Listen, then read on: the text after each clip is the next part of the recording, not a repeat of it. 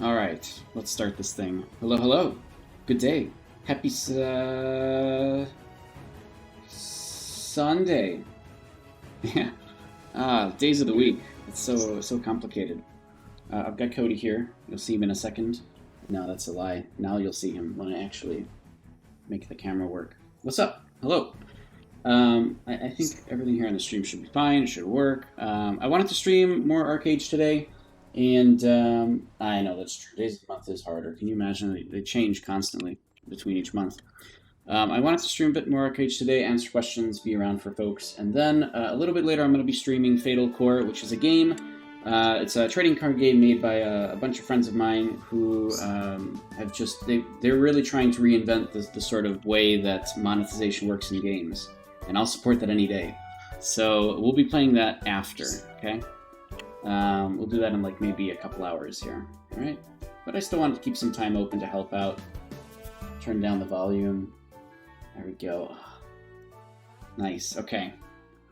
And just be around. Hey, Jim Mudens. Hello, hello. Oh, okay over there? Okay, everything's good. Alright. So also, I haven't done Red Dragon in frickin' ages, so... I guess I need to pay attention just because I'm not actually sure. I guess nothing's really changed. It's just easier to kill it, right? It looks like it spawns much faster. That I didn't know. But without a second phase, this shouldn't be a big issue, right? So yeah, starting up the stream. Nothing crazy going on yet, obviously.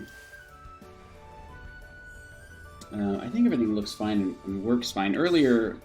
Like, right at the start of the stream, there was a whole bunch of lag with OBS. Like, OBS itself had lag. And I restarted a couple things, and I think everything's fine, but we'll see if there's any issues with the stream itself. I think things should be okay. I'm not actually sure.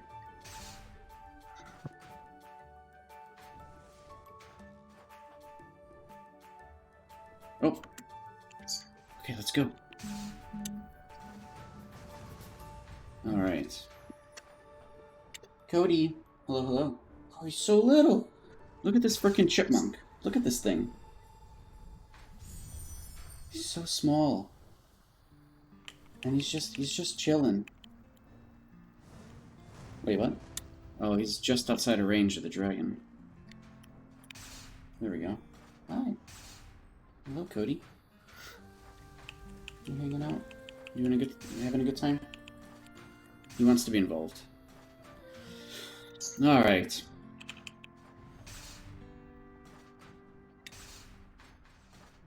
And then we'll try to do Kadoom after this. I mean, it's just like a... You know, nothing crazy going on at the start of the stream, so... Figured I'd get these couple of events done while I can. I still don't feel like the arena is very popular. Honestly, it's just... It feels like a good 75% of the portion of the game is just using it to farm alts.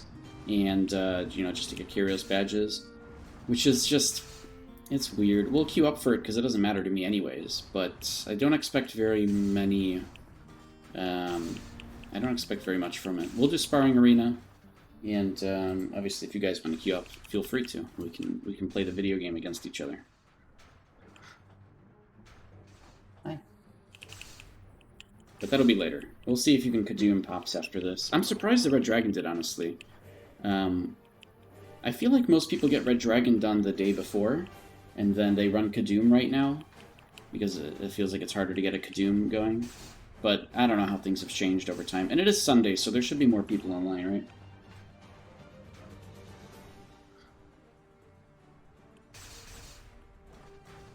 Hey. So do you want me to wear my jacket again? Oh, is it dead? It's not dead. So that you have those the strings to play with. Literally wear it for him so that he has something to do and chew on when he's hanging out with us on stream. Which AU server? This is Marmus. It's a combination between... Oh, God. It's not me causing this slowness. It's this person. Yeah, Marmus server. Combination of Tyrannos, Win, and some other ones, because I'm terrible at keeping track of all these things. Oh, there we go. Alright, see, he's fast again. All I need is for the other person to get off. Because they were, like, stuck in the chair or something. Glitching through the ground. Actually, is this a timber coop?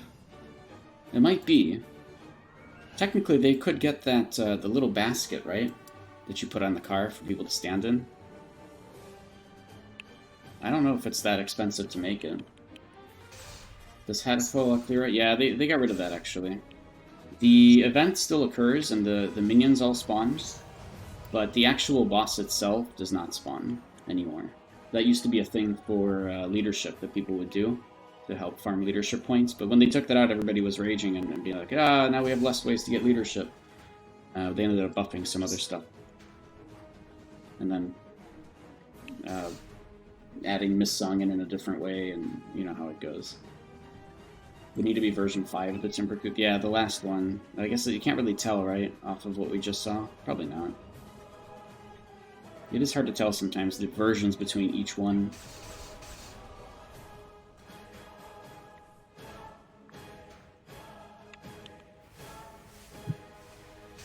There we go. Oh, does this have a longer range now? Oh, it's 210. Was the Red Dragon Doom always 210? I feel like it was always 200 meter range. Huh. If they changed it, that's so random. Okay. You think it was 5 since the pack crates were removed? Yeah, I was thinking that because of pack crates, that's what gave it away, that it was actually the highest version, since the back was open. But then again, I don't know. Like, are the packs only on the last version of the car? Or is it on second to last as well? I guess not, right? I can't really check here, because I can't open up the folio in an instance for whatever reason. So, you guys will have to check for me. Hey, you're so little. Pack starts here 4 and 5, yeah. Okay. So it does come on the second to last tier.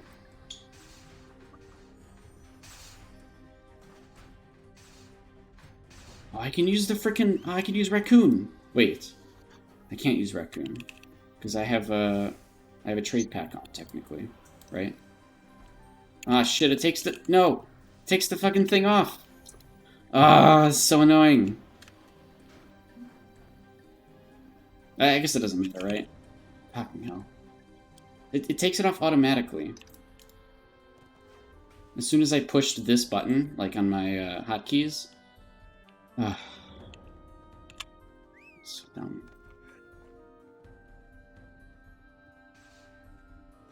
Anyways, it's almost dead. I'm just gonna not run in the way of these guys and I can get another one. Ugh. Plus people are barely killing it still. But I don't think I need a second one, right? There's only one flight phase at the beginning. They took out the second one, so it doesn't matter.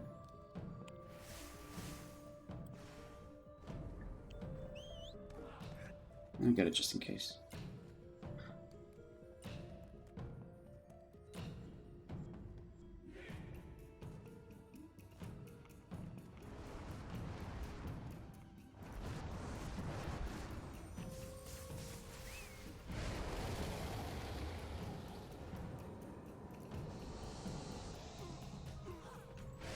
Oh, that took 2 hits from that.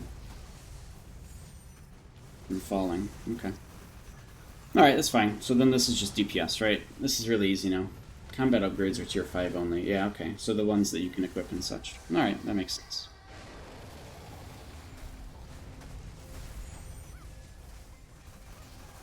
I'm getting better also with all of my combos in the build again. The thing is, a lot of combos in Swiftblade are... they require the death of somebody, right? For you to get a killing blow with one of the abilities. And in PvP, it's very, very hard to actually make sure it happens. But at least against mobs, I'm farming a little bit more efficiently, since a lot of the abilities reset one another.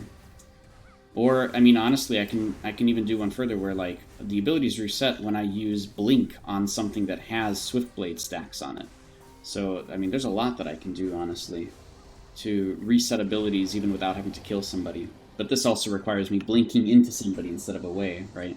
So a lot of situational stuff that I'm just getting back, sort of getting used to again. Yeah, this is going to be really easy. It's already 20%.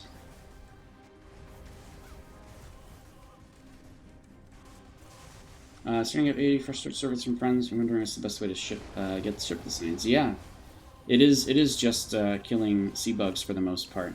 You can get them from the Aegis Island outside section mobs, and so a lot of people will do that.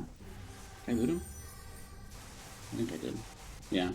A lot of people will do that. They will go and kill the mobs in the outside section, because then you'll also get ancestral coin purses and such.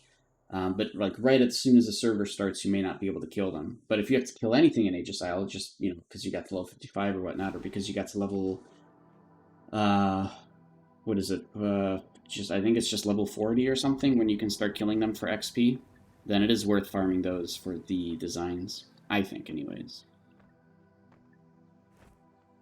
Okay, so now we need to queue Kadoom really, really fast. Kadoom.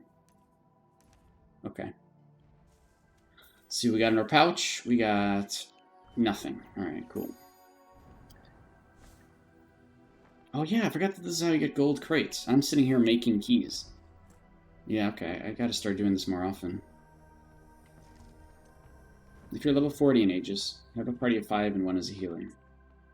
Yeah, it is 40 though, right? Where you can start getting XP from mobs that have ancestral levels, or is it 45? I feel like it's 45. I think it makes more sense that it's 45. The flaming bombs you showed you last time, they do a funny combo and channel Bubble. Then throw a bomb, right? Oh, I see. Right, because Bubble has a much higher height, right? The heightened Bubble combo. Oh, hey, we actually got one. Oh my god. But to kill mobs is hard. Yeah, of course, yeah. Well, yeah. Generally, you'd want to farm in a group, I think. For most of those. Although I always soloed it. As soon as I got to 45, I started soloing stuff. On the Unchained server, anyways. But that wasn't an issue for me, because it's so easy. And back then I was playing... what is it? With Battle Rage. Gosh, I'm forgetting names already so much. Cursebrand I was always playing. Cursebrand is very easy because you keep a mob crowd controlled for an extremely, extremely lengthy period of time. And so you can pretty much kill any mob in that time period. So just depending on what you play, you'll be able to solo if you need to. But I got to Aegis Isle as one of the first people when Archeage Unchained came out. In fact, I was, what is it? I think I was number 2 or 3 in the actual gear ranking for like the first couple days. Until people started, you know, making use of exploits and cheats and stuff. But whatever, fine. Okay, that doesn't matter to me. Regardless, yeah, I was soloing most of the mobs in Aegis very, very easily. I was one of the first people there, so I didn't have very much competition because I struck 45 first. I think I did all this on stream, too. This is a long time ago now. I'm pretty sure I streamed everything.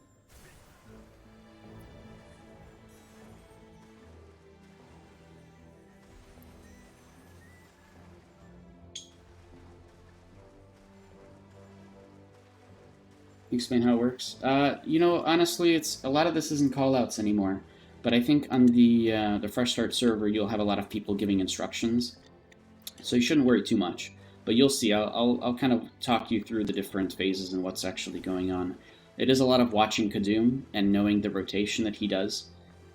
So, you know, you'll kind of see how it works. It should be fairly obvious once you see it a couple times.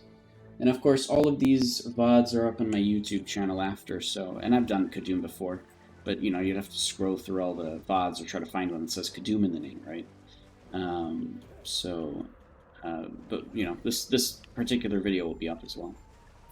If you need to see it again or look closer on the ground for different circles or whatever. There's one main mechanic here that really sucks. That's the one that you're trying to avoid mostly, and I'll explain all that.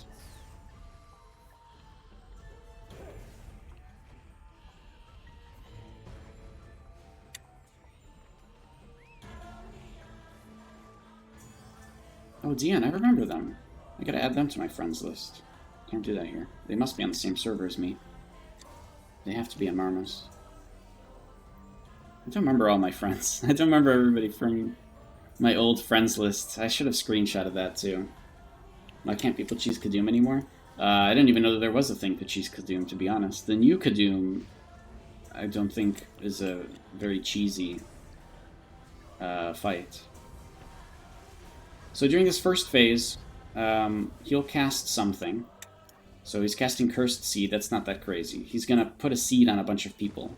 And if those people die with the seed on, they'll actually turn into a giant monster that everybody has to kill. So try not to die if you have a seed very obviously around you. There's a seed right here. It's this glowing ball. So if that person dies, they become a big old monster everybody has to kill. See the frame rate's pretty low. That's great. Here's Shake Off Bark Field. What that does is... Oh my god, man, the frame rate's just not great right now. Anyways, it's not really much to worry about. It just does some AoE that won't do much. A lot of the times... Okay, so here we go. When he's channeling water like this, he's going to put blue circles on the ground. Like that one. And if you're in that circle, you're dead. That's it. So you pretty much have to just be running around during that phase, not inside of a circle. Because if you're in one, when it's on the ground, you have literally a quarter of a second to react. When he spawns these mobs, you want to pick up the things that they drop and throw them at the tree. I have one now. I can use the R button to throw it at the tree when I'm targeting it. And everybody has to do that. There's actually like a minute cooldown, so you can only throw one of those at the tree. You have to hope that other people will throw their own at the tree too. And that'll remove a buff that it has. You also pick everybody up, and everybody likes to fly away from that. This is important because head blow does tons of damage. So everybody flies over here, back to the starting point, and waits out a certain period of time. So he's going to do one more thing, but this is kind of the rotation that he does. Is there's something coming up after he pulls everybody, and that is called... Okay, he might have actually phase skipped, but in fact it looks like it. But there's an ability that he has called Tree Vine, and that'll just kill everybody that's close to him when he's finished casting it. But it looks like we skipped a phase here, so he's not casting Tree Vine. You see he's back to putting bubbles on the grounds, which we're going to avoid as much as possible. So we don't want to die instantly. He's also summoned the mobs. So we're going to pick up the torches on the ground from the mobs, throw them back at him so that removes his buff. Doing some AoE damage, that's not really crazy to us. Man, the frame rate's just terrible right now. Oh my god. I guess it's just a lot of stuff happening, huh? Although sometimes it's 60, sometimes it's not. I don't understand. Isn't this faction fight anymore? No, yeah, the whole event for Mist Marrow is gone. This is just the last part of Mist Marrow. Mist Marrow was essential, so he's pulling everybody again. We're going to move out of the way. So he's doing head blow after the pull. We're going to try to get out of there because we don't want to get hit by it. Yeah, so Mist Marrow, this whole event is gone. And it was actually kind of moved to Ynystir and Cinderstone, where anybody can participate in it. And it is still like a faction fight. So there's Treebind. This is why we want to be away. When this ends, it'll kill everybody near him. So we're going to avoid that. Alright, that's done. We can go back in now and keep doing damage to him. And the event that was moved, the Mist Marrow-like event that's now in Ynystir and Cinderstone, it still gives honor. People will still go to it. It's just mostly running around and activating spires all over the map. The spires actually appear on the map too. Overall, not as interesting of an event. There's actually some interesting mechanics to it because the winning faction, the one that actually gets the full amount of points, gets ownership of the guards in Cinderstone or Ynystir, and they literally are not neutral anymore. They actually belong to that faction. And the pirates can win too. The pirates, like literally, the guards can belong to the pirates. It's pretty funny. But most people never get up to that point amount. They just go in to do the dailies, which are just to like kill a bunch of stuff and do a bunch of things, and then move on with their life. None of the factions actually ever really, truly win. Oh, I'm dead.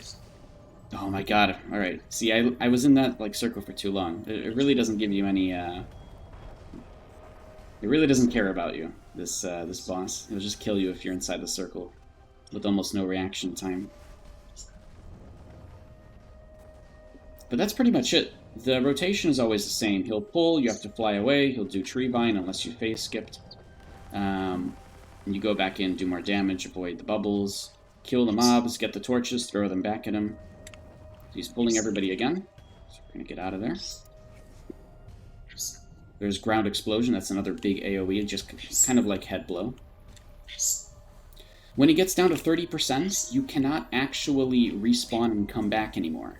So when he's below 30% health, and unless they changed it, I think now there's like a portal that comes back, but I could be wrong. At below 30% health, he'll start to change things a little bit. Yeah, you can no longer participate in combat. So in other words, at this point, you can't come back down if he kills you. So you want to get rezzed instead. Okay, so 30% health you want to keep in mind. You know, if you die, wait for a res. Otherwise, you can't participate anymore.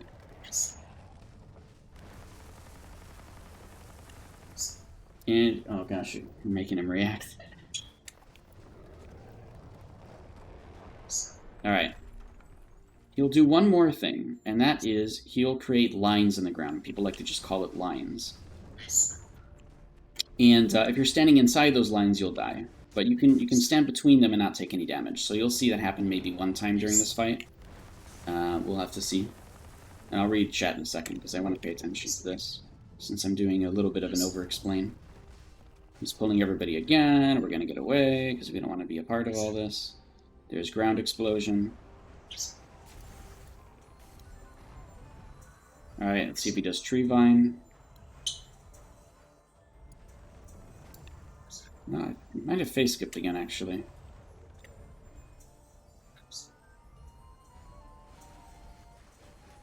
Oh yeah, he's doing Tree Vine, so we're going to get away. We want to be out about 80 meters, 70 meters, 80 meters, and that way we don't take any damage. There we go, we can come back now. These guys didn't take damage because, I don't remember. There's a way to not take damage during Tree Vine, but I always forget what it is. Plus, archers like to stand back there and just missile rain and kill everything, or just do tons of damage that way. And that works perfectly fine, too. I don't think we'll be able to see lines. Because it looks like we're going to kill him first. But usually people are all the way out there anyways and completely avoid lines entirely, because the lines happen after the pull. Sometimes. I think after he gets like to 50% or something. And most people are just not in the way anyways, so you'll just kind of follow their group, and it shouldn't be too big of an issue to kill him, even on the new server. It'll take longer, and everybody's going to want to do it, but it shouldn't be that big of an issue. Most of it is avoidable. It's just the blue circles on the ground are really the tougher part. Since if you're in one when it's there, like it just spawned on top of you, you're pretty much doomed unless you have some kind of a teleport ability right at that particular moment. And if you don't, tough luck, you know? Or if you accidentally run into one, you're doomed. So that's the main issue. And then, of course, throwing back the torches at him, because if not enough people do that, it becomes a huge problem if his buff doesn't go away. So there you go. There's your over-explain of Kadoom. Jim Dragon, Trees mode back when Miss Mirror PvP was first. People were on either side of Kadoom and went all out with DPS at minimum risk of getting harmed. Right, because he would never actually hit the sides, or it wouldn't happen. Like, hitting the sides wasn't that big of a deal. Yeah, the new Kadoom is it's meant to be a lot tougher. It is, because you have to pay attention, I guess, so, you know, technically it's true. But once you kind of manage it, it's not that big of a deal, I don't think.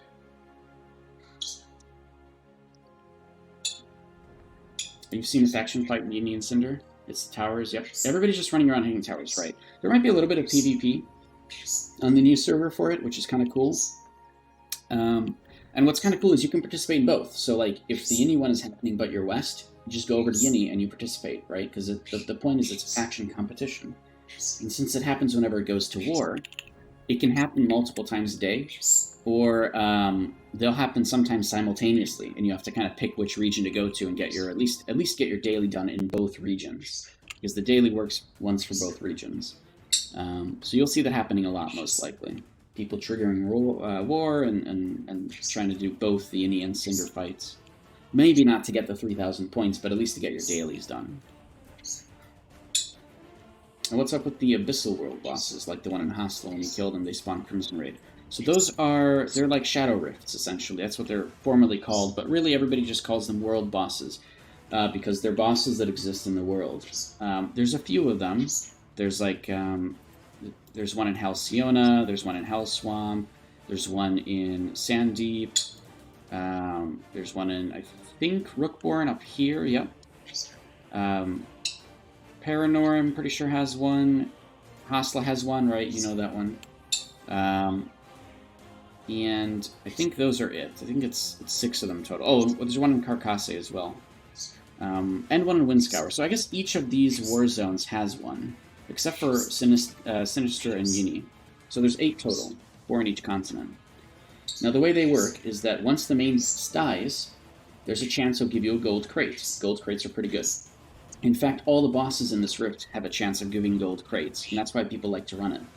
In addition, there's a daily for each of those bosses that spawns right next to where those bosses spawn. So right here you see that says Crimson Watch Combat Unit.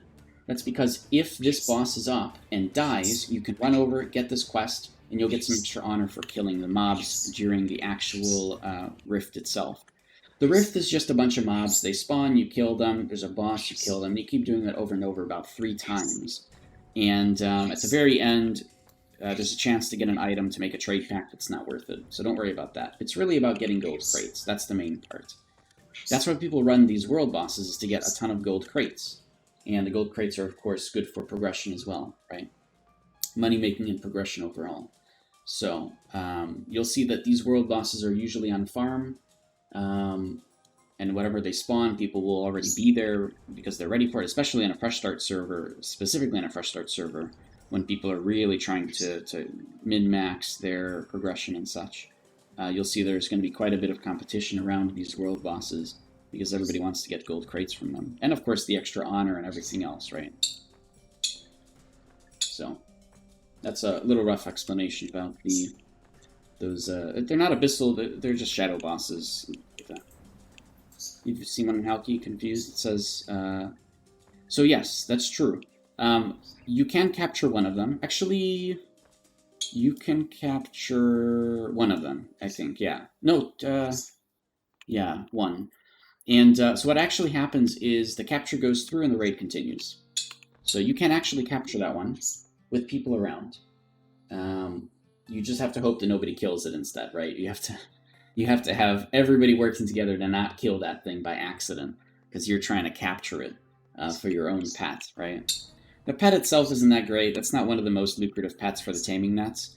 But if you're trying to catch them all, then you gotta work with the team to make sure it's not accidentally killed. But again, it doesn't ruin the raid. It just continues the as if it died. As if it died, the actual rift will continue. Oh, but also it's not lootable. So you do kind of take away the possibility of a gold crate for everybody in the raid. But, that's how that works. Also, everybody in the raid gets that gold crate. So, like, it's literally, if it drops for everyone. So the more people you have in a raid or a co-raid, the more gold crates drop, right? The more total gold crates actually drop for people overall.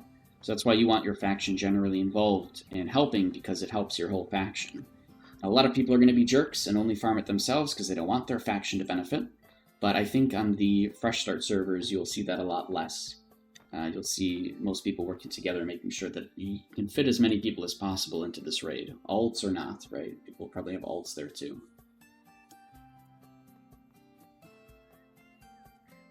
Yeah, so there are still some normal world bosses, and you can still kill them and get the Gilda.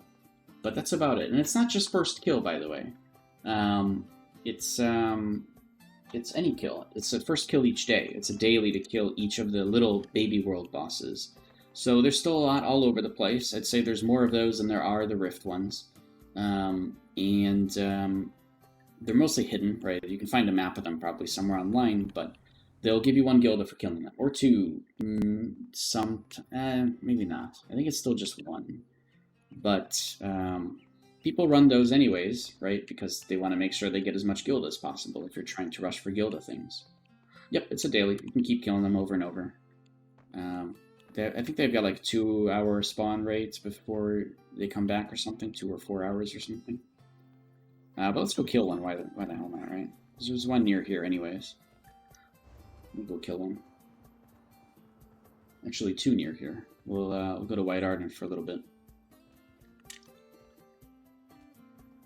Oh, you guys can't see Cody. He's cleaning himself, though. It's probably very hard to see.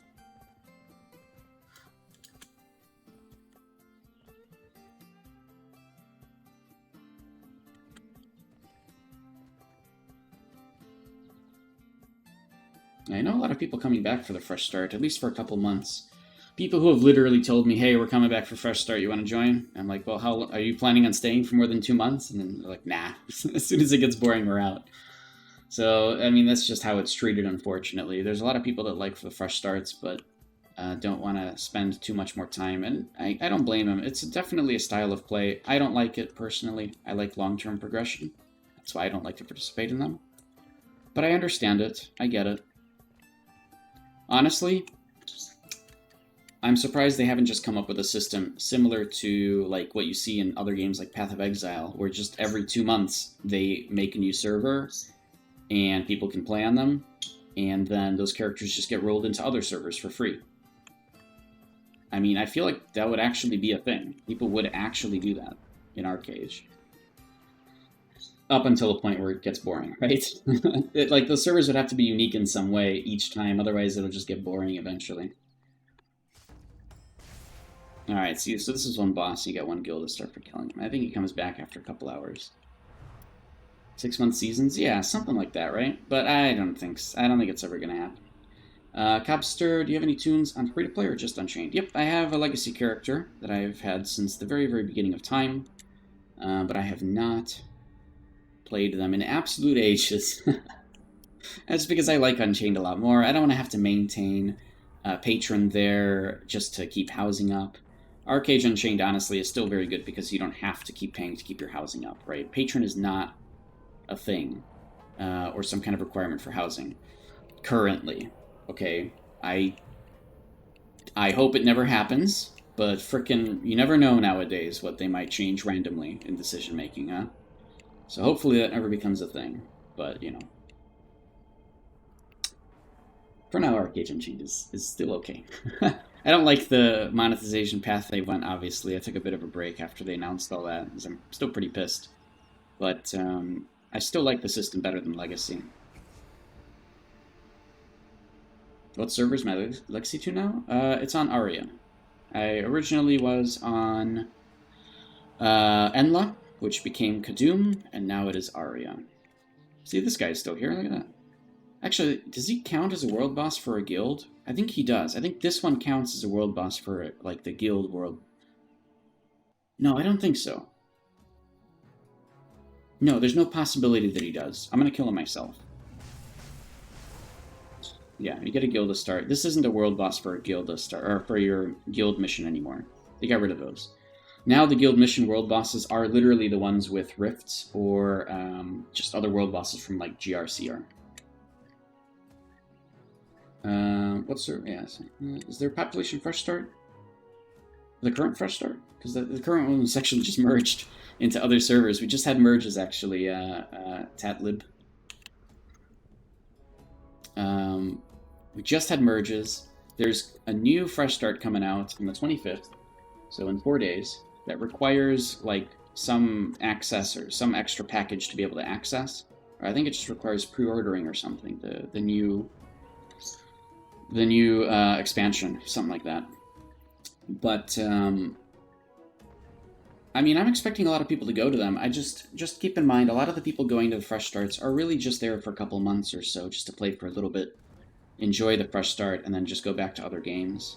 So if you're really starting to play a long-term character right now, I really would suggest going to one of the regular servers, not waiting for the fresh start. Oh, I see. Is there a pipeline fresh start for the one coming up? Gotcha. Yeah, I think so. I think that there are a lot of people that are going to be playing. I don't think it's going to be as popular as previous fresh starts overall, but I know a lot of people that are going, so I assume that that's going to keep, people are going to keep bringing their friends. People are going to be taking breaks from these bigger servers and temporarily going over to play on the fresh start with their friends as well. I know lots of people who are doing that, so I think they'll be pretty popular and pretty okay.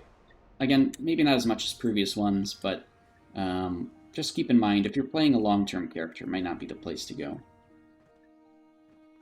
Hey, Enla, man. Woo, slightly sleepy. Enla best server, right? Oreo bosses only count for the guild quest. Oreo bosses... I think the guild quest actually works for the Rift bosses, too, I'm pretty sure. So all these ones in, like, Halcyona and like, all these. I'm pretty sure the world bosses there work for guild quests. I'm like 90% sure. Somebody else has to confirm, I think. Don't you know I've been playing since the beginning? OG character server was Ezzy. Oh man. Yes, I got all these names from such a long time ago. But yeah, exactly. A lot of people don't want to restart it, and that's fine. So a lot of people will go to Fresh Start just to experience it for a little bit and have some fun and take a break from the regular character, and I think that's cool. Again, I don't like that playstyle personally, but I understand why people do it. Rift bosses work for guild quests. Okay. Are the only ones. Oh, so now we've got a conflict. Well, it's something like that. I'm not going to get into it right now. In fact, I think if you... Like, I'm not in guild right now, I can't check, but it should say in the guild quest which bosses count.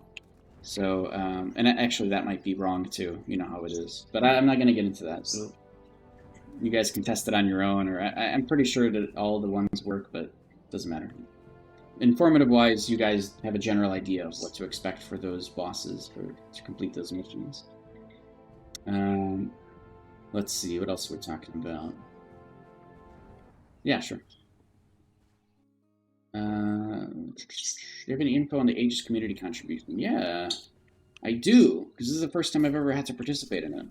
Or I've wanted to participate in it myself. So now I actually know a bunch of information about it. You know, those 9 meters per second mounts, you could still stack a bunch of them together and use all 4 of them. So, like, for example, the Leomorph and the Elk are still really good for getting around, just having the basic ones together. I have them with me, and I'm not kidding, I use them, because they're so good for traversing in the water. Literally, I mean, you guys see me do this sometimes, and I talk about it a lot, but you can use all the mounts together, especially in the water. So to get around in the water very quickly, I use all the mounts, including all my abilities, and I mount swap between different versions of mounts, because all the different versions of each mount have different cooldowns for their ability. And so I can actually get around in the water. No target selected. Oh, he doesn't have any mana. But you get my point, is the mount swapping is actually really, really good. It's something that I've done for years. But it's very hard to kind of get used to, especially since you have to have everything on key bindings to be like super, super efficient with it. But you see, by the time that the 4th mount is done, the first ones already have everything off cooldown again. And usually this is actually faster than a lot of boats to get around in the water. Yeah, I'll do some arenas in a little bit, sure. I was planning to anyways. We're just kind of going through and answering questions. I did want to talk about the Aegis thing. So, the way that it works is that Aegis and Whalesong, they actually get money in their contribution board based on kills in the area. So when people farm there, the contribution board gets more money, okay? Now, just like every other zone, those contribution boards are split between the people who are contributing, okay? So if the contribution says that there's 10,000 gold in the pile, then when that gold is divided among everybody, it's divided based on your contribution score versus everybody else's, okay? If there's 100 contribution total, and I have 1, I'm getting a 1% of the contribution, versus somebody else who might have 10 contribution and get, 10% of it, right? Does that make sense how that works? So what the board says is what's divided among the people who are participating. Yeah, of course. Give me a second. I'm just going through everything here in order. So considering the gold zones split by a small amount of people and land, is that like thousands of gold? Not kind of. I mean, not really. Because of all the people who are contributing, honestly, it's not that much gold that's going to each person. A lot of people will invest a lot more to get more contribution and get a higher amount of gold for the pile, but I don't think that it's honestly anything that is like game-breaking amounts of gold. Maybe it is at the beginning, and like a fresh start possibly, but I don't know. I still don't think it's something to worry about, because the gold is given every 2 weeks, at least. So every 2 weeks it's divided among everybody, and by the time 2 weeks is over on a fresh start server, everybody's going to have a lot of gold anyways, and you'll probably earn more than you would from the board regardless. But it's still a good amount. I'll probably get 500 gold off of mine, but again, 500 gold in 2 weeks, And it's not the craziest amount. So the world bosses for guild, I see. Ooh, Calamitous Farava actually counts. Jola, Main, okay, got it. Yeah, so the ones for the world bosses in the guild doesn't actually say the Rift ones. Yeah, maybe the Rift ones don't work. I feel like they did, but okay, that's fine. I got it.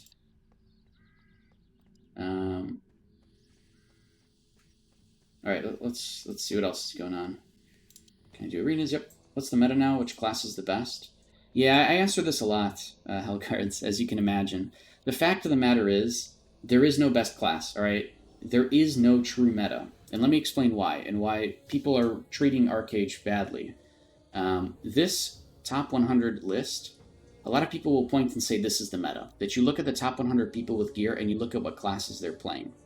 But the reason that this is not really meta is because there's really 2 or 3 types of metas. There's meta for people with gear, and there's meta for people who don't have gear yet, okay? So this is pretty good if you have tons of gear. You can look at this and see what DPS classes or what healing classes people are playing. But you have to keep in mind, the reason people are playing these classes is because they have gear, so they don't need to take survivability skill sets like Aromancy, Defense, or even Witchcraft sometimes. These people are the ones playing classes specifically meant for DPS or pure heals. And that's the difference.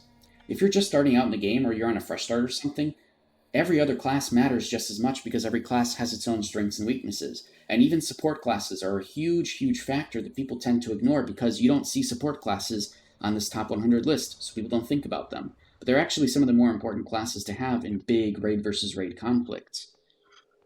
So support classes, I mean classes with like Witchcraft, Songcraft, Shadowplay even is a pretty good one because of Leech and like things like that. Aromancy, Defense, all of these are really good for support to keep your team alive and to debuff others. So a lot of people will tell you that are just being lazy, look at the top 100 list and play those classes. But that's just not true. These are actually the classes you want to avoid usually if you are starting out, for the first time by yourself and just playing the game. So it's tough to say, right? It's really tough. So yeah, that's a good one. So Ebon Song people say is OP, but again, the reason is because they have gear. So Ebon Song is Archery, Shadowplay, and Songcraft, which is 3 really aggressive skills. And Songcraft is not bad, but you're usually using it just to buff yourself and debuff the opponent, to cause charm and such. The problem is, Ebon Song it's fragile, right? And so if you get caught in any way at all, you're dead. And if you're just starting out as an archer or you don't have that much gear, then you can play Ebon Song and just end up dying constantly over and over again because you're constantly out of position or you're not used to your class or you don't have the gear to keep yourself alive if you are caught, right? Or you don't have the pets to keep yourself alive if you're caught, or you don't have the mounts and gliders to be abusing mechanics and environment to be able to keep yourself alive. Wait, why was that? The term am, I just had to permit the term am, like I am. What? Okay, that's fine. You're thinking about two-handed melee? Yeah, so don't worry, like, the way that I always think about it is just play what you want, alright? You will find a way to make it fun, and as long as you're doing stuff that you enjoy, you will find a way to make it work based on your play style, okay? A lot of people that play two-handed, whether it's melee or hey, what's up? Oh, it's a freaking carriage. Alright, we're taking a ride. No, that looks weird. I'm gonna get off. So the way that people play two-handed usually is very bursty gameplay styles, where you're probably going for just a few targets or a specific target, you burst that person down, and then you're either waiting for cooldowns to come back, or you're trying to get away for those cooldowns to come back, right? If you're a long-range two-handed player like a staff mage or something, you're probably already going to be at range, but you're still waiting for cooldowns to come back, and in the meantime, you might be casting other things. If you're two-handed melee, you probably have huge amounts of burst from things like Battle Rage and Shadowplay and Swiftblade. You run in, do your thing, you get the hell out of there, and then you wait for those cooldowns to come back, right? But it doesn't matter, you can play it however you want. And on the 25th, supposedly there's a bunch of buffs as well coming for two-handed gameplay that'll help make that gameplay feel even more powerful, even more damage. But again, playing two-handed means you're playing slower. Your global cooldown times are slower. You're using equipment that makes the actual abilities have a longer cooldown time before being able to use other abilities. So you have to keep that in mind. You're playing slower, which means you're not going to be the first person to CC in combat. If somebody has dual wielding, they're going to CC you first. So your positioning is important, your gameplay is important. All of that is extremely important. And again, not something that normal people talk about, right? Normal people talk about very, very lazily how to play Archeage combat, but there's a lot more to it than what you really see in this kind of a list. And it's important to keep that in mind, especially in a fresh start server, because you can really kind of edge out the competition if you play in a style that is fun for you and that you are actually contributing in ways that you want to, okay? Ranger, Archery, Shadowplay, Vitalism is a survival class. You can also battle res when you get out of combat. That's true. Yeah, you can. Ranger is a lot of the times, depending on what's going on and how much gear they have, it's good for AoE CC from range, and then getting out of combat and resing people, being a stealth reser. But a lot of people will play other classes for being a stealth reser, which is perfectly fine too. In fact, Swiftblade is not a bad one anymore for being a stealth reser because of the circle cloak thing that they have to get out of combat too. So there's a lot of things you can do to be a stealth reser now. Archery is just different because you're able to do a lot of crowd control from range in many cases, which is nice because the AoE silence, for example, is good against mages, right? Look at this thing. Look at this baby chicken.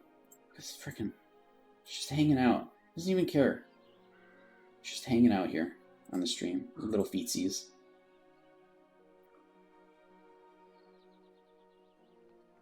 All right, we got through all the questions so far. If you guys have any other questions, feel free to ask. We're here, we're streaming just to help out with this stuff. Yeah, two hands gonna feel a lot better, for sure. We'll see how the gameplay changes overall. I'm expecting a lot more burst out of them. I still feel it's going to be like pretty slow combat, so I shouldn't have any problems fighting folks with two-handed weapons.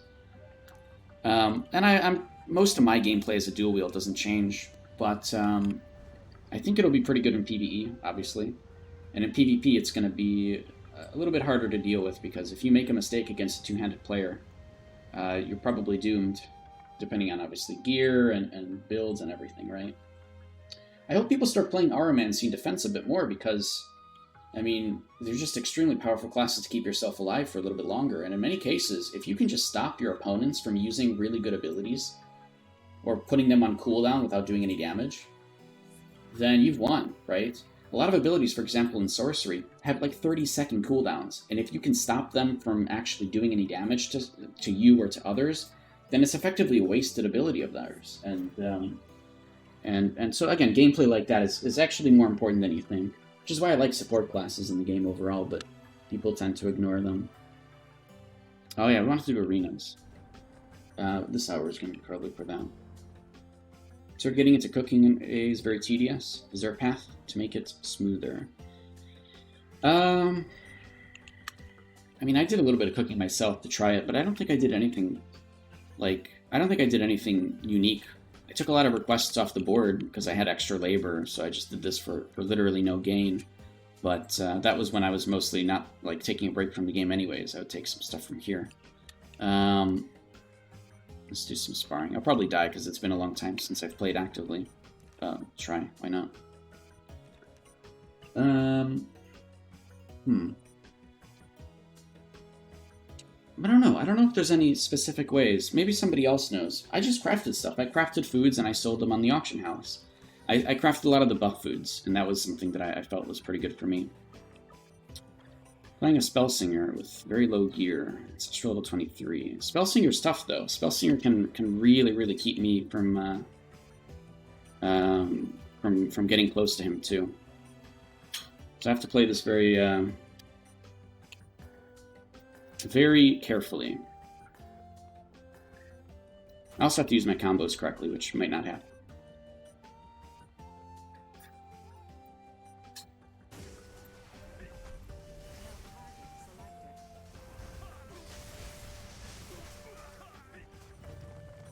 Okay, he's stuck. So he couldn't take advantage of this. That's pretty good.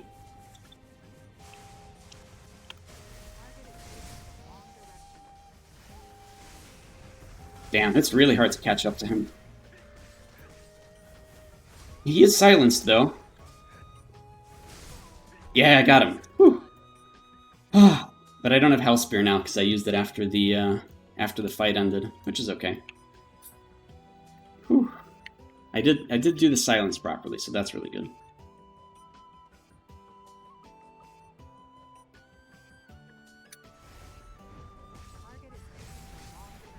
Oh, shit. Oh, Insulating Lens is great. I forgot. Ah, crap. I actually want him to cast Meteor, but I guess he didn't. Oh, he did. He cast Meteor. We're good. We're chilling now.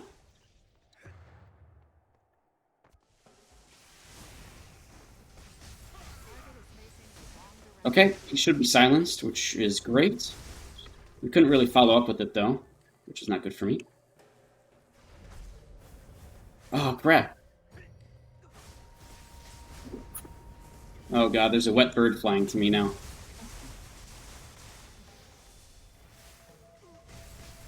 No, he's gonna get me. Oh, I silenced him. We're good. Alright, we're gonna get away from there.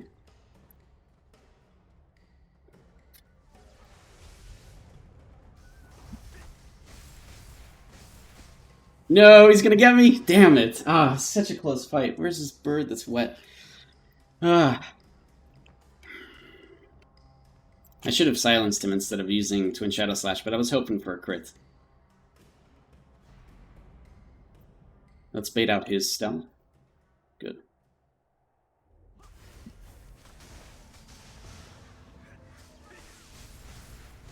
Oh my god, I did almost no damage to him there.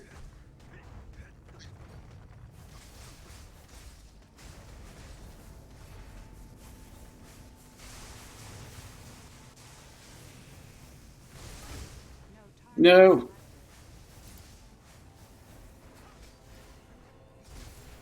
Damn it, I did it in the wrong order. Oh, this is not good for me. Wait, how come I can't... Oh, I can't use my potion. Wait, what? I couldn't use my potion. What? My potion was like literally grayed out. I couldn't use it. Huh, that's really weird. I kept spamming a button, but it wasn't working. No idea why it was grayed out. You're supposed to be able to use them once per fight.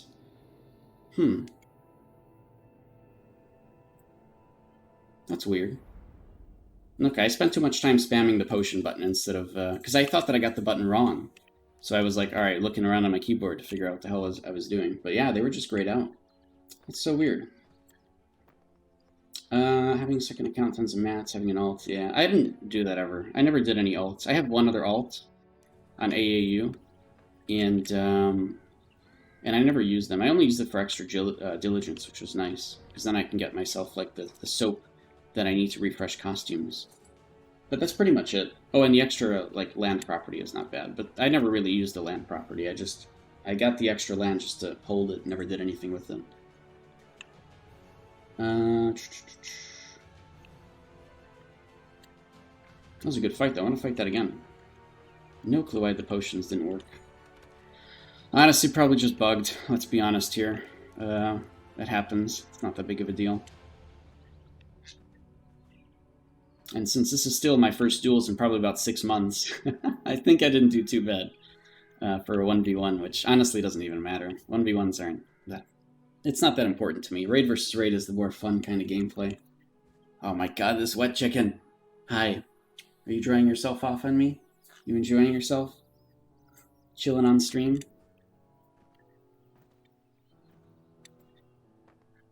Do the way your healer build has combo with Vitalism, Oromancy, and Witchcraft. You can sleep somebody, drop the ghoul on them. In a 1v1, yes. In a big fight, probably not as much, since sleeping somebody, more likely to get out of sleep pretty quickly. But the ghoul passively slows and snares, so when it goes close, you can place Banishment on the opponent. And if they attack you, the ghoul drains their mana, and the Banishment combo makes it so 100% of their extra mana. Oh yeah, it makes... oh, that's pretty good. I like that. I mean, in a 1v1 scenario, that's pretty great. There's a lot of different builds you can do to mess around in duels and really screw people over, for sure. Potions can be used once per fight. Yeah, each round in the arena gives you the potions back, but I don't think mine came back. Or they're just grayed out for whatever reason, right? I'll put the UI back so it's easier for me to see, but I got very confused.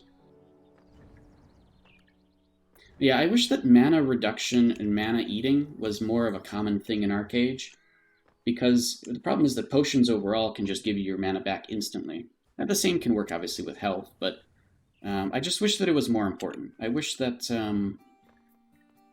that like stealing people's mana or draining people's mana was actually a big, actual useful gameplay aspect in Archeage, but it just never really became that way. It might be in a 1v1, but not so much in a raid versus raid sense, you know? Oh, cool. I got somebody. Might be the same person. I don't expect too many people in arenas, unfortunately. So I might just be fighting the same people over and over again, which isn't going to be as fun for me, but that's okay. I'm getting used to doing all the combos correctly. And now we got a Fanatic. So I have to watch out for Malediction abilities and Shadow Play for Stalker's Mark. And some movement, right? I could probably leech that, though.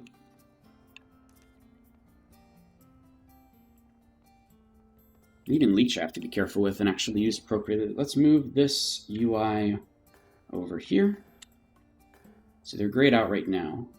Can be used once per round in the arena. Yeah, I don't know why it was grayed out the second time. It's very strange.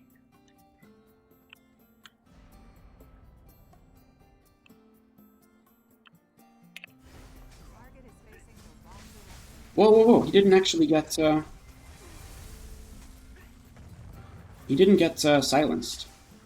I mean, oh, you know what? He probably used his. Probably used his ability.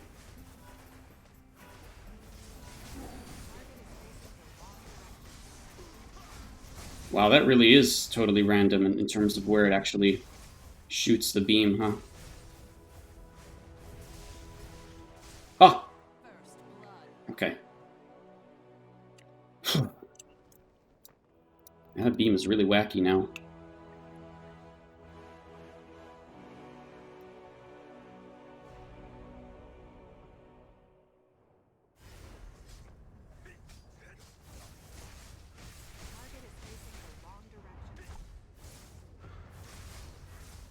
Steal his stuff. Oh, it didn't work. It missed. Whoa, oh, he used Blink.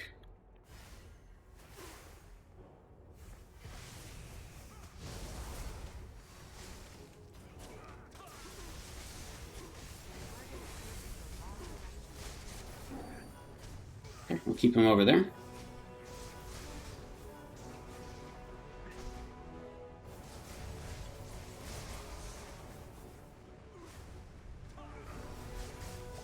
Okay, no problem.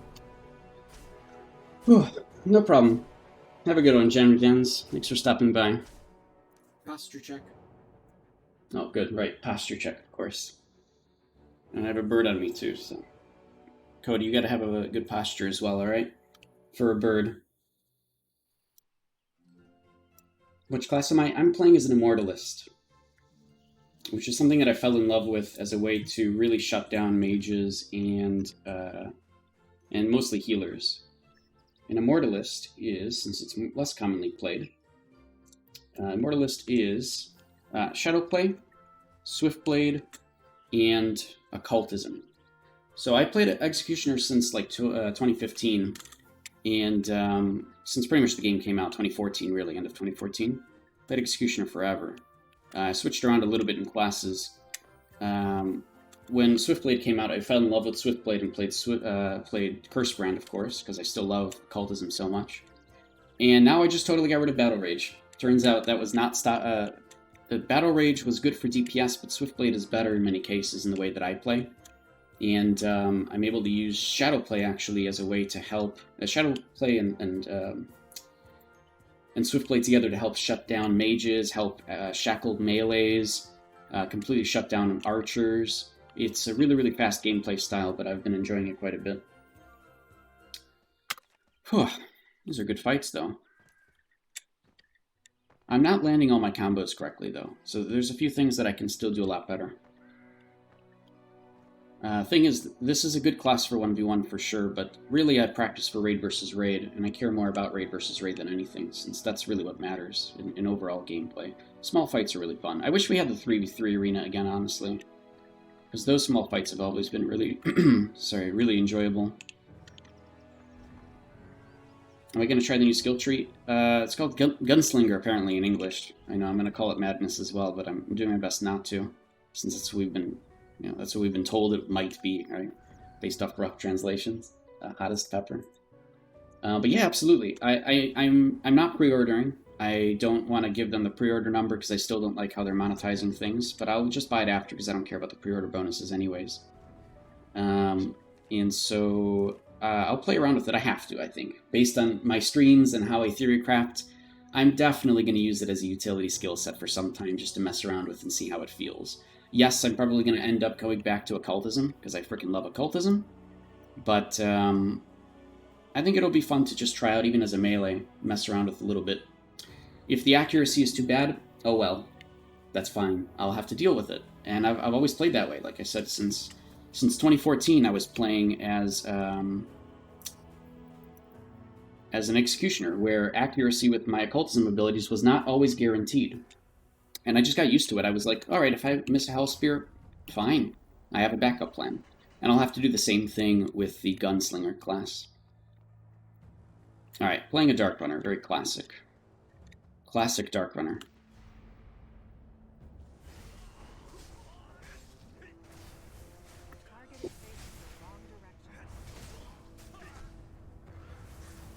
Ooh, okay, let's lock him over there.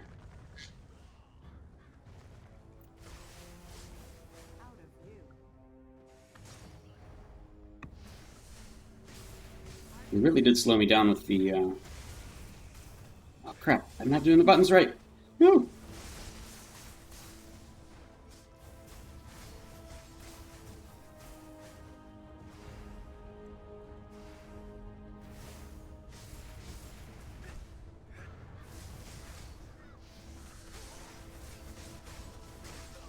Okay, got him. Oh, Aromancy is actually a really good counter to me, since you have the immunity to Impale. I don't know if he's using it or not. And some other things, right?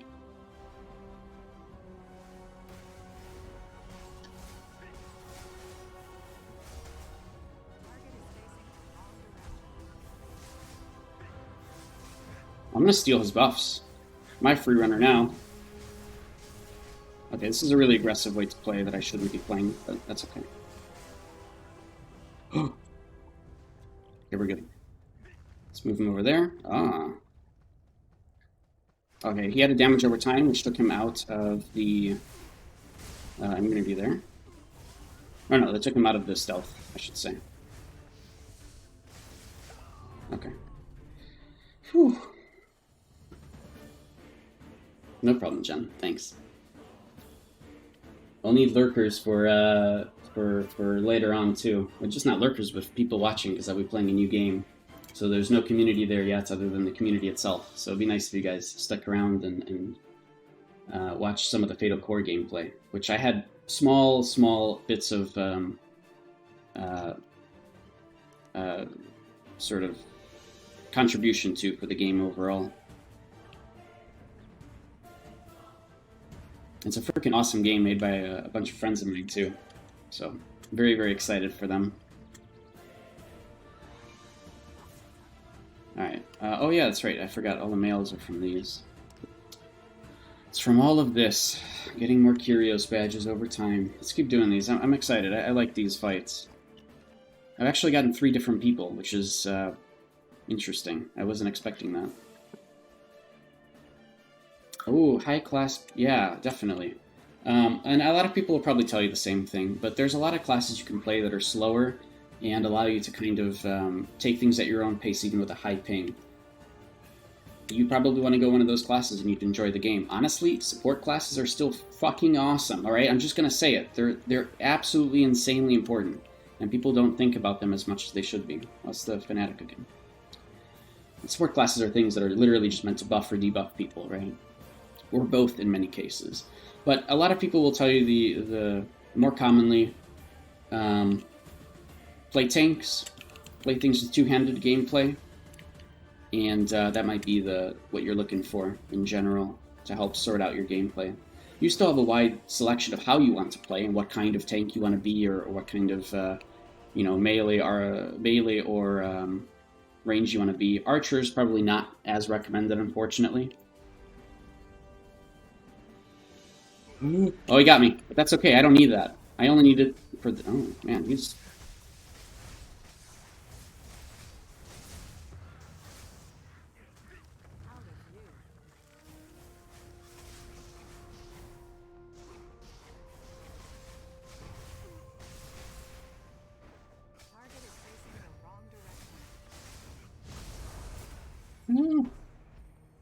Oh man, he actually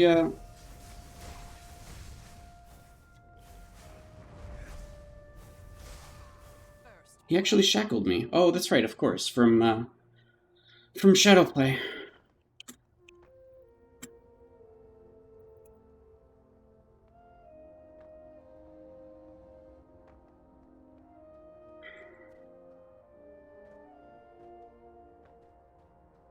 Whew. I really only need 1 second of stealth. Because I'm doing it for, what? I'm doing it for the combos.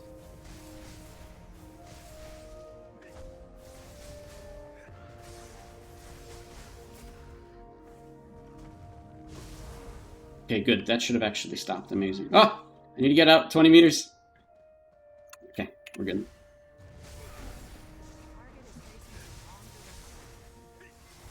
Okay, he is silenced.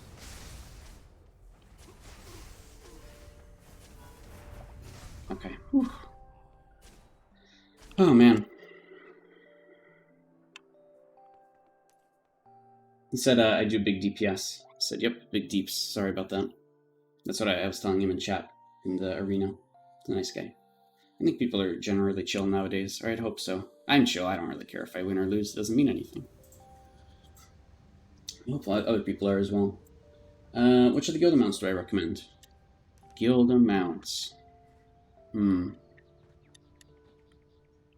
Well, you know, a long time ago, the answer to that question would have been pretty different, eh? It's been quite a journey since Enla. If you had to get a guild mount, because now it's like, do I need one, right? Because you can generally get really good mounts for free and not have to do anything for Gilda whatsoever. And in fact, very early on in Archeage Unchained, I was fighting with myself over what I would use my Gilda on at all, whether I would just sell it or not, because I couldn't find any uses for it outside of the regular housing stuff, right? I got that in a boat, and I was like, well, now what? What am I supposed to do? If I had to choose a mount, I did what I would do what I did. I get the better Leomorph. This is it doesn't share cooldowns with the Mist-Song Leomorph, the Gallant Leomorph, but it has a slightly higher meters per second versus the default Leomorph. So that's why I got this. Was it worth it? Not really, because I only use it for the backdrop teleport over and over again anyways. But that's what I did. There is a better recommendation I can give you. Let's do that. If you want a mount that can fly, so that you can actually glide over things or have that capability, if that's something that you enjoy doing or that you think will be useful for you. I mean, you can use this to get from boat to boat, right? You can get one of these. You can get, I think the Eagle comes from Gilda. But let me check really quickly what other ones exist, because they might have actually changed that list, but 98% sure that they didn't. So let me go take a look at the guild amounts again. Also, I guess that there's ones in the marketplace too, eh? Let me see. Let me take a look. We have Gilda. So, like, for whatever reason, they have, they have all these here, which don't ever do, alright? You can get all these for free if you just go to that continent and you get, like, the horse, or you get the elk, or you get the Leomorph. Don't get these. 50 Gilda, that's ridiculous. Just go there and get it for free. I think you know that. I'm just saying that in general, so people know that, right? So the ones that are really Gilda stuff is from here. So here's designs, alright? And here is the souls. And out of all these, I mean, the Griffin is still good if you're looking for something that glides, right? Cloud Strike Panther is pretty good. It is. It's a good mount. It's kind of like the Leomorph, but backwards, right? Because you're actually darting forwards instead of dropping back. A little bit easier to use than a Leomorph, but a little bit less distance because of that. But it's still a pretty good one. I think it comes with Charge, which is a good ability for engaging on a target and stunning them. I could be wrong on that, though. And the Soul Mare is probably something that's a top priority for people as well. I never really use the Soul Mare because I have other ways to stealth, but the Soul Mare can stealth in combat, so you could actually use it to get away from a particular situation. or try to juke people into thinking you went left when in reality you went right after going invisible. So I think these are probably the top picks, followed by the Griffin. Yeah, I think that might be what it is.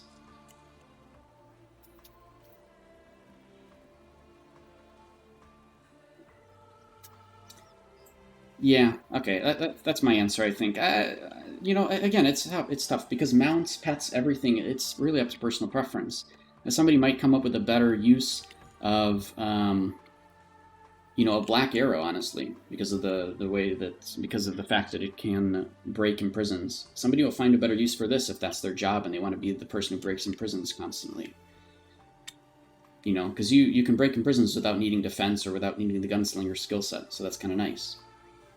There's just depends on your playstyle, but from my opinion, I would say that it goes like that, where Soulmare and Cloudstrike Panther are first, depending on how you want to play, and then the Griffin.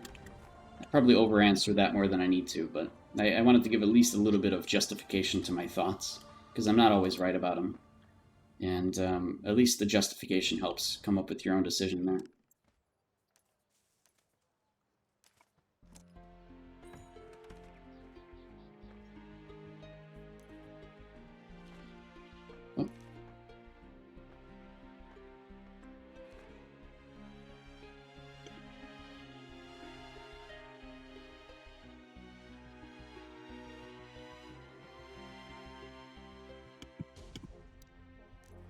Okay, good. I'm glad that it's useful then. Alright, this is the Dark Runner again. It should be okay, but the thing is with the Dark Runner, if I get screwed over, I'm dead, right? Like, if I get CC'd to death, that's it. And it could totally happen. Absolutely. He almost killed me a couple times last time, too. So if I make a mistake, I'm screwed as well. And I will be making mistakes. I feel too fresh 6 months, right? After taking a break. So I have to do all my combos correctly and be super careful.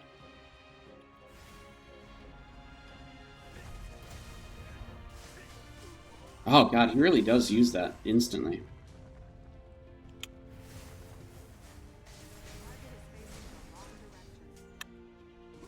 Oh man.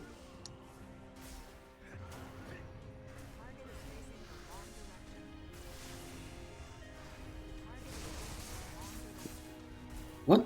Oh man, what? Okay, I'm stunned, that's fine.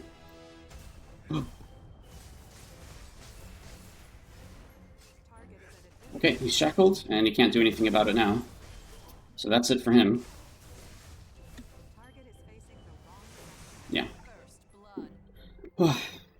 He starts off with the Defiance very, very quickly, and I can abuse that actually. In fact, let me try something. I'm going to play a little differently here. I'm going to try to bait Defiance, which is what you should always be doing.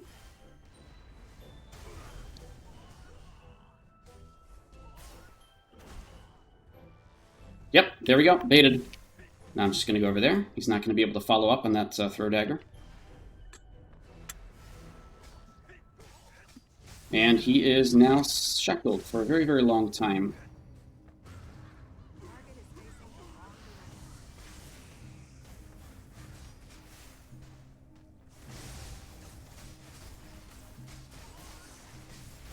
Done. Baiting Defiance is super, super important, though. And not only in 1v1, but honestly in open world as well. And one of the things I liked doing, actually, is as a support class, when I played Eidolon for a little while, is I would literally bait Defiance off of a bunch of people in a circle, right?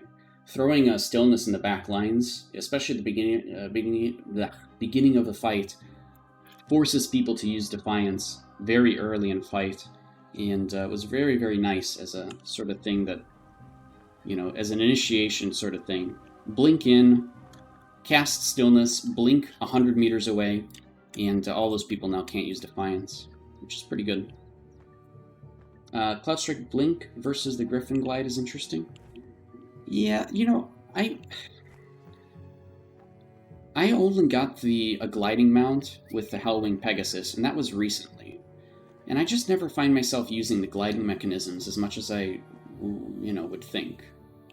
As much as you would think, I guess. The gliding is nice, because especially on the water, you can use it to get from boat to boat. That's what I always use it for. But now if I need to get from boat to boat, I have 4 mounts. I have rocket boots if I'm not in combat. I have all my abilities to teleport, right? And I have this glider, which is nice because I only need it for a second, right? I can just teleport forward and then get off. I don't need to actually wait out the whole time or accidentally get knocked off because of the currents or whatever, you know? Because of turbulence. I'm not going to get knocked off the glider very quickly because... I mean, it can happen right as I get on, obviously. Turbulence can hit right here before I teleport. But generally, it doesn't. So I abuse things that allow me to not have to use a gliding mount. But that's me. And that's how I play. So I don't think about it as much, right? I don't think about the using gliding mounts as much. But other people, I mean, I see them being used all the time, especially in, you know, boat-to-boat combat, right? It is a thing. It helps. It's a good way to get from boat to boat without turbulence. So, you know, don't count it out if that's something that you rely on right now. If you can find a way around it, so you can get some other kind of mount, that works too. Actually, do I have the Cloud Strike Panther? I think I got it for completionist purposes. I didn't. Maybe I should just get it. What does it take to make one? Regrade scrolls, sturdy ingots, prismatic diamonds. Oh, that's not that bad. PvP? Somebody PM'd me. Streaming at the moment. I'm sure you want me to help?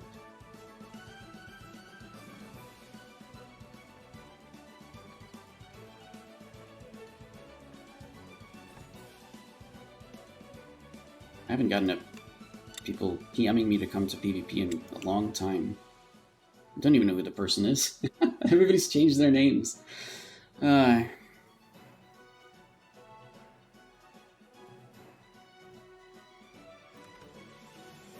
told them that I'm streaming, and if they want my help, it's probably not a good idea. I'll keep doing more arenas.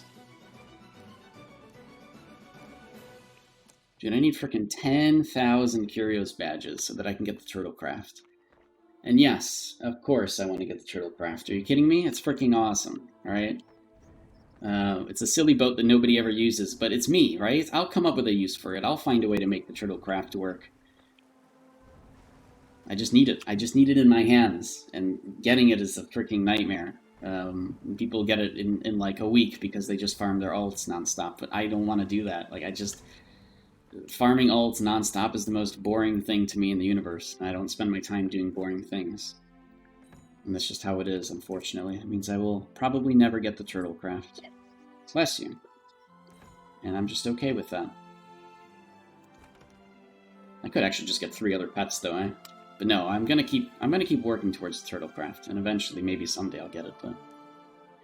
Yeah, it's, I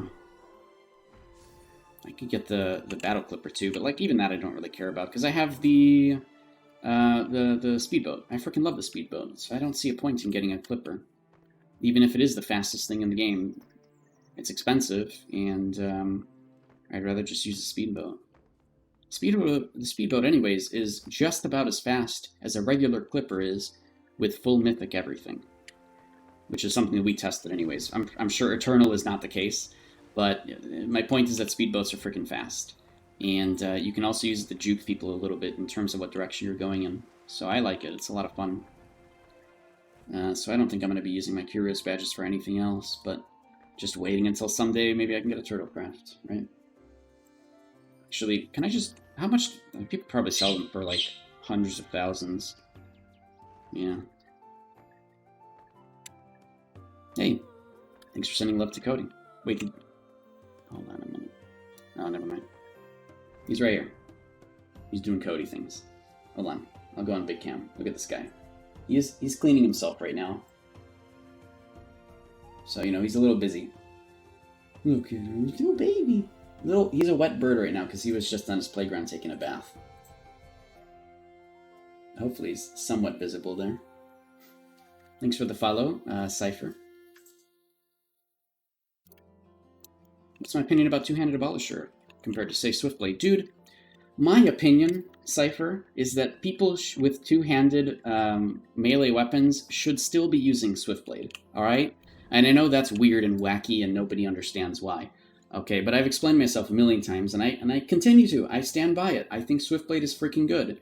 Yes, you lack some things, right? Like the extra damage from having an offhand weapon, but you make up for that with having more damage overall from the weapon itself, okay? And you get to use things like Primal Strike and other stuff in order to keep resetting abilities regardless. I still think two-handed is good with Swiftblade. People are scared of it. Because it's not designed for it, and you don't get the first passive, right? Or the cooldowns are slightly longer. The cooldowns are already pretty low, so it's not that big of a deal to me, personally. That said, to answer your question, Abolisher overall still works really well as a two-hander because people play Abolisher in a way where you're able to help sort of, you can keep yourself alive, right? You can do the damage, keep yourself alive, and in some cases, depending on the skills you take or what you rotate out of, depending on the scenario, bless you. Depending on the scenario, you can also rotate out certain skills that help out your party as well, or your raid as well, right? So you have access to things that give you more options depending on what's going on. As an Abolisher, personally, that's my thought, anyways. But I still think Swiftblade is great, all right? Don't count it out, all right? There's just a million ways to play this game, and none of them are necessarily wrong. And you just have to kind of keep that in mind, okay? Where is it? It's Dark Runner. We want Abolisher. Plus, in general, Defense and Armancy are good just to keep yourself alive as well as keep other people in your raid alive too, right? Some people will dive in as an Abolisher with two-handed, using Retribution and taunting everybody. But I think that also requires... No, I think that just works with defense alone. I didn't think about this before I started talking. Yeah, you dive in, you taunt everybody, and you use Retribution so that everybody ends up killing themselves, right? Because you'll do more damage to them from all the people, all the different people who are hitting you at the same time. So there's a way to do that with Abolisher. You dive in, you do that, right? But yes, exactly, right. So most people, if you like Swiftblade, it's because you're going to be going dual wield and you want to make it fun, right? Look, all right, I still think it's good, okay? If you're a two-handed player, I want people with two-handed melee weapons to just pick Swiftblade, all right? And use it for like 3 weeks, all right? And then tell me that it's bad. That's fine. I'm okay with that, all right? Because it still depends on the person, and I'm going to go to somebody else anyways because I don't believe people. My point is I think it's good.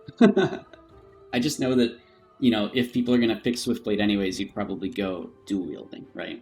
And that makes more sense. It just does. It makes more sense if you're going to go that play style. But I don't want to count it out for people who are two-handed and want to mess around with it. I still think it's good. Yeah. Just not as good as it could be, right? It's not like, look, the cooldowns are still really small. This one's 10 seconds. Oh no, I think it's 12 seconds. This one is instant. This one's 16 seconds. Like, it's already low cooldowns. Reducing them by 30% is... I mean, it's a lot, but it's not like the craziest deal in the world, Plus, a lot of these freaking cooldowns, they reset themselves constantly. So, like, if you play aggressively as a two-handed, you can reset all the cooldowns anyways. You don't need this 30% reduction in cooldown passive, because the skills reset themselves, especially in PvE where you can really make use of that. But in PvP, of course, you're trying to do certain things to keep using abilities again and again. Take advantage of certain situations. Try to get a last hit on somebody because it'll reset all your abilities, etc., right? Try to kill steal. Hi, Cody. Oh, he's so small. He's so little. Little cuddle bird.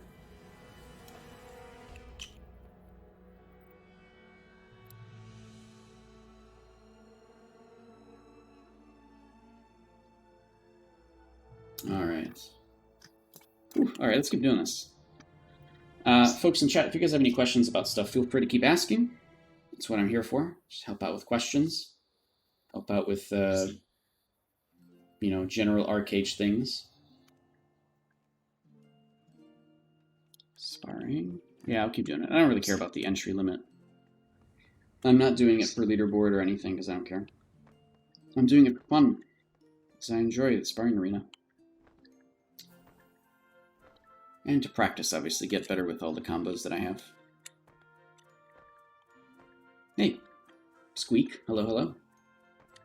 You've been binging all my old VODs. All right. Well, I'm glad that they're somewhat useful. Honestly, I think they're a really good way to fall asleep. If you listen to one of my VODs right before you go to bed, I can't guarantee that you'll have an absolutely amazing sleep, but you know, it could definitely help. It might be a little better, or maybe just slightly worse than taking melatonin, I would say. Just listen to one of my VODs. You did that a few times. Oh, no, I feel bad. That was a joke. All right, that's fine. No, I'm kidding. It's all good. We're just messing around. Oh my god. I'm making fun of myself, right? It's what I do. But I'm glad that's somewhat helpful. Just got in the league game. All right, yeah. I think by the time you come back, I'll be playing something else. But watch that, all right? It's a new game. I had a small part in it. You know, I want to entertain you guys with something new, so I'm going to be doing that later. Plus, league games can last like 46 hours, so, you know, good luck. All right, that's tough. No, I'm kidding. That's a joke. That's like only partially a joke, I guess. Man, we can't find another... I'm trying to find another arena. Please. Anybody. Can we do... I don't want to do Gladiator Arena. I hate it every time. It's like, I just don't have the gear. People one-shot me instantly. Which is fine, I don't really care. It's just I don't see a point in it right now. Sparring Arena is great. People are in a somewhat even level. I like the buffs that they've done, the changes that they've done to each of the different buffs in Sparring Arena. I actually like the fact that in Sparring Arena... Okay, listen, you're going to yell at me. I'm sorry. You guys are allowed to yell at me. I don't care. What do I care? All right, you guys are people on the internet that hopefully are getting something out of this. So what do I care, right? You can yell at me all you want. What am I trying to say? I'm trying to buy time. In Sparring Arena, okay, I like it when people pick buffs that help them survive against the person they're fighting, okay? And I know that's weird, right? Because everybody yells at you and say you got to play the armor set that that you normally play, okay? But hear me out, okay? I used to think that too for a very, very long time. For those that know me. All right, but if you're fighting a melee and you go plate, I think that's good because it extends the fight, and I want everybody to do that. If you're fighting a mage, go cloth, right? If you're fighting, etc. Oh, it's Etox. I know this guy. He's playing Enforcer. That will kill me every time. That will kill me every time. This guy's got me. That's okay. I want to fight him. Anyways, I like it because it extends the fight, and I like the fights being a little bit longer. I really enjoy that quite a bit. So, you know, I like when people kind of use armor sets that extend the fight a little bit. I didn't a long time ago, for a very, very, very, very long time, for probably like 5 years. But now I'm starting to understand.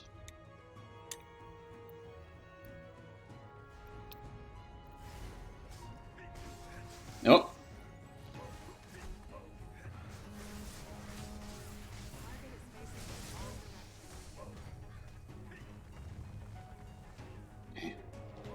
Okay, now I'm gonna break this to cause stun.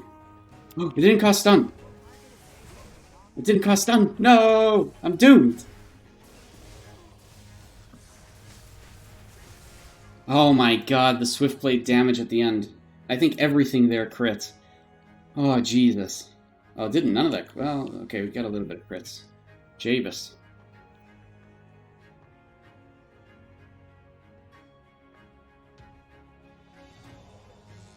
Give me a heart. I was gonna use Frigitrax. I could steal that. Oh! Oh, I didn't steal Frigitrax! No! Oh, no! I wanted to steal Frigitrax so bad. Oh, shit.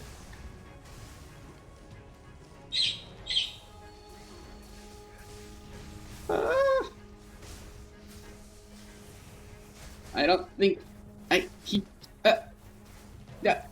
no. Oh my god. Okay, at the end, I'm pretty sure that he didn't know where he was going. Oh man. Oh my god.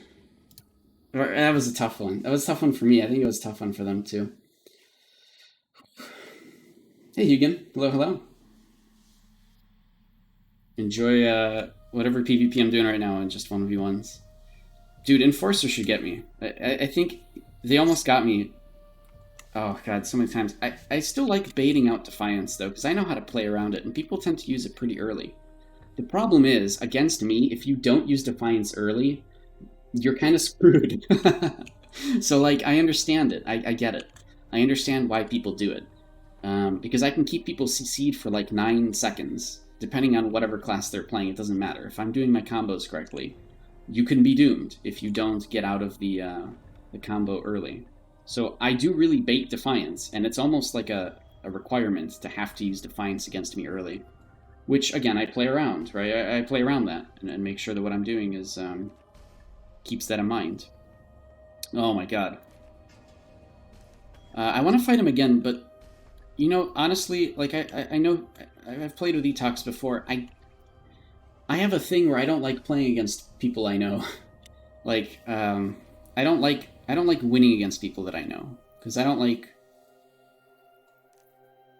I don't know. It's a weird feeling to me. I'm very weirdly sympathetic. Pitfinder, I'm doomed. Pitfighter literally puts Aromancy and defense together, which is both my counters. So I'm doomed. There's no way I can win against this. I'm just going to tell you that right now. Okay, but I'm going to do my best regardless. And we're probably going to not have a good time. Get ready. Oh, man. Oh, boy. Pitfighter. Oh, man.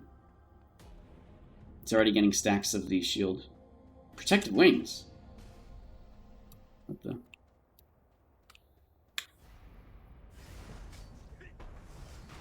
Okay. Let's just do that. Perfect. Oh! Serpent's Glare. Oh, yeah. I forgot that they buffed. Wait, I couldn't.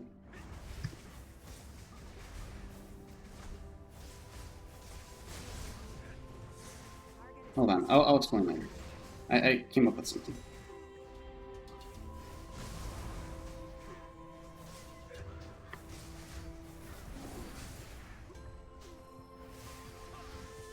Yeah, he'll be able to kill me every time.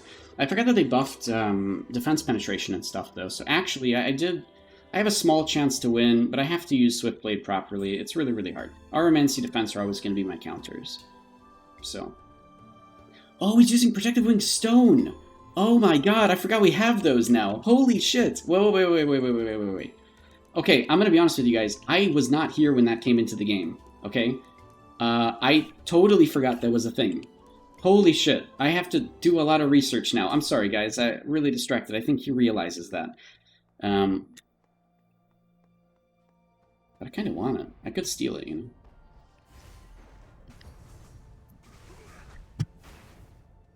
Oh, I'm shackled. Alright, good.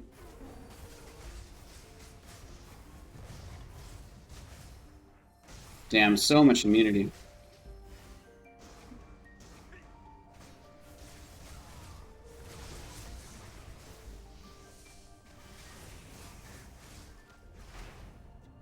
Oh.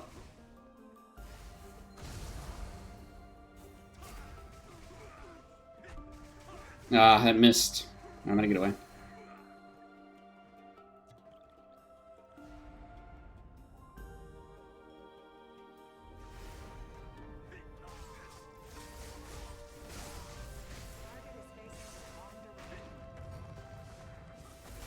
Damn. The amount of shackle that he's doing is so good. Serpent's Glare, I can do that. Yeah, this is very, very tough for me to win, unfortunately. Yeah, that's very, very tough. Very, very tough for me to win that. I think it was close there, but in the end, I knew that I was gone, even though I had a bunch of life left, because I just run out of steam, but he was just about to get his stuff off of cooldown, and then he used Serpent's Glare. So the cooldown on Serpent's Glare is very known and very easy to kind of predict. As I just knew that I was dead at that point. That's okay. He had Aromancy in defense. Perfectly acceptable. Always good against me. Always great at shutting down melees. Whew, and keeping yourself alive. Generally, you still get all the buffs from all the different abilities, so defense gives you extra health and such, or not defense. I think taking like shield and stuff gives you extra defense. So that's just harder. Whew. Oh my god. I might have to fight the same person again, though, because they're probably going to queue up. Honestly, it's a little weird. Oh, wait. Okay, before we do that. It's a little weird, though. I haven't fought the same person twice, right? In a row, anyways. I fought one person twice. But in, like, all these matches, we've been getting different people. Which is actually pretty surprising to me. And it's a good thing. I like that. Alright, so we have new abilities in the game that I have not yet seen. Oh my god. I didn't even think about this. Oh my god, we have a version of Summon Crows at Stone. So what does this do exactly? I'll answer that in a second, Denied Delta. I want to just read through this very, very quickly here. Because otherwise I'm going to forget. Because I've been forgetting. Okay, so I get this for 30 seconds. After taking an amount of damage, it triggers the effect of the skill. The effect cannot be stolen. Oh, that's good to know, so I can't leech it. And it can't be removed. So, if the cast is only effective... So it's the same exact regular Summon Crows. Everything is the same. Oh. No. Not at all. This is very different. Inflicts Summon Crow's Stone. Inflicts Crow attack on the first attacker within 12 meters. On the first attacker within 12 meters. Dealing magic damage over 5 seconds. If the caster is under the effect of poison, bleeding, or Stalker's Mark, the debuffs are removed from the caster, and Crow attack is inflicted. Oh, wow. As well as stun on the first attacker. Wait, so this just stuns somebody? What? Adds an additional cooldown of up to 10 seconds if, to the Crow when it's activated. Oh, so the cooldown's extremely long. Well, that is really cool. Wow. But how much damage you have? Taking a specific amount of damage while it's active triggers the effects. How much damage, though? There's no number modifier there. So, it literally is just the next attack, right? Anybody that attacks me now, the first attack will trigger Summon Crows within 12 meters. 12 meters. They have to be close to me. If I'm under these effects, it clears them. And stuns the person. That is so weird. I want to read some of the other ones, but let me answer your question first, Delta. What do I think about Doombringer class in the Fresh Start? It's great. Doombringer is great. It's a good support class. It keeps you alive. It keeps people around you alive. Overall, I really like Doombringer generally.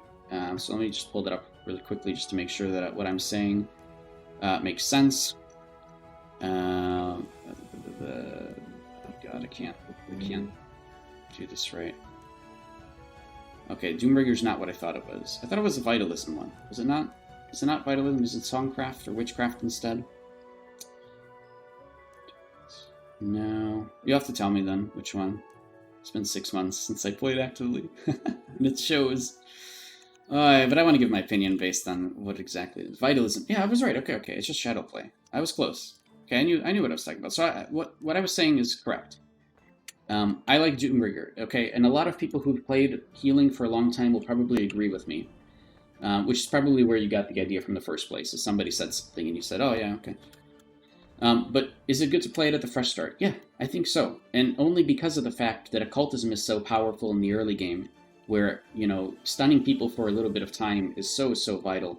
And if you're able to use Death's Vengeance to stun people around you, that's even better if you do end up dead. But a lot of people will use Death's Vengeance with the Vitalism skill, revive to keep everybody alive. I don't think that's as great early game, because it's easier just to heal people to full, I think. But you may find some purpose in that. In reality, using, Shadowplay with Vitalism together is really powerful. Using Vitalism with Occultism together is very powerful. I think it's good. And it's a good way to keep yourself alive, too. If a melee jumps you, you Hellspear them. Or you use, Life Skewer or whatever. If you have to jump somebody else, you have a ton of different mechanics here. to help keep people alive around you, disable enemies, and so on. So there's fun ways to play Doombringer. I think it's still one of the more popular ones, and it should still be on. You should still have a lot of fun playing it in Fresh Start, and contribute really, really positively. The alternatives are like... I mean, it's just all the regular classes that you play as healing. Any of them are fine. I think this is just as good. I don't know. Yeah, you'll have fun with it, I think. Yeah, so I was going to look at the other one, Squeak, too. Yeah, okay. Took about 10k damage to proc. So I feel like some of these require... oh my god, Bubble. Oh my god. Wait. I see... Okay, yeah, thanks for the follow. Wait a minute. This takes 10k to proc? So then even though Summon Crows says... Like, it doesn't say how much you need to take. There's actually a shield in it? Or do you take that damage too?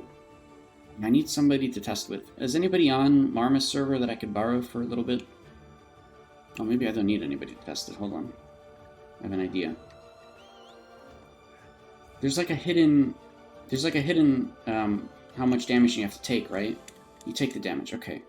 So it's not a real shield, it's just after you take X damage, which you don't even know what it is, it procs and gets rid of some debuffs or helps you in some way, right? But he used Protective Wings, so let me see, because I've never seen that before. He had an edge on me, I didn't know what his class was, and that's fine. So Protective Wings, okay. Taking a specific damage triggers the effect. The effect is grants immunity to magic damage and silence. Am I missing something here? That's it. So it's just Protective Wings on the go, which means that you can still keep playing and doing other things while you have Protective Wings up, right? I guess that's what this is. Protective Wings on the go, and it only helps you. Okay. You just tested it on mobs, though? Yeah, that's exactly what I was about to do. Literally, I came over here to get hit by a mob, see what would happen. Alright, huh? Come here, buddies. Oh, I have to... Alright. Hello? Yeah, I still take the damage. It's not proccing yet. Oh, it's actually increasing. The number on it is increasing. So it goes 2,800. Now it says... Oh, it's so hard to see. No, not even. It's 500, 600. So the number's going up. Yeah, okay, right. It says the damage that you've taken so far. This is going to take a long time from this guy.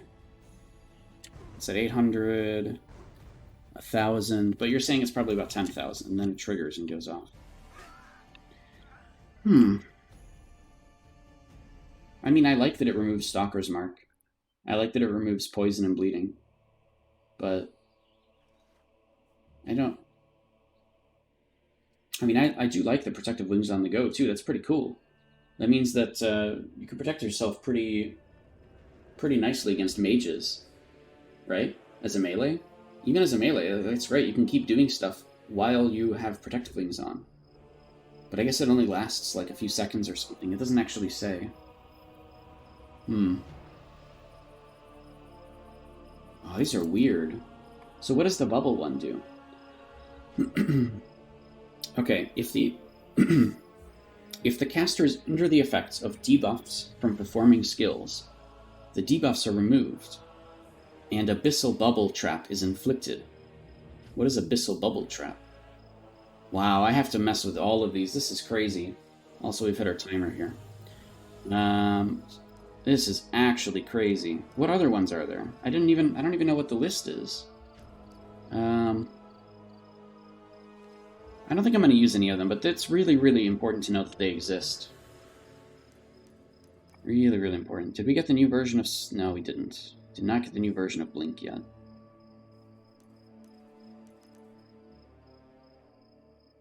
Let me look through these really quickly. What else have we got? Yep. These are all familiar. Sorcery has the 2. Oh, okay, so it is just 4 then. Occultism, Witchcraft, Aromancy, and I think Defense has 1 too. Oh, yes, it's right here. So, maybe Battle Rage does. Does Battle Rage have 1? We didn't even get the new Frenzies yet. Or wait. No, I think these are the new Frenzies. So yeah, those are... Oh no, here's 1 too! Insidious Whisper, there's 5. Insidious Whisper is like the same thing as the Bubble, but it causes Abyssal Fear. Wow. So weird. It's so weird. Okay. Any other ones? What does the defense one get rid of?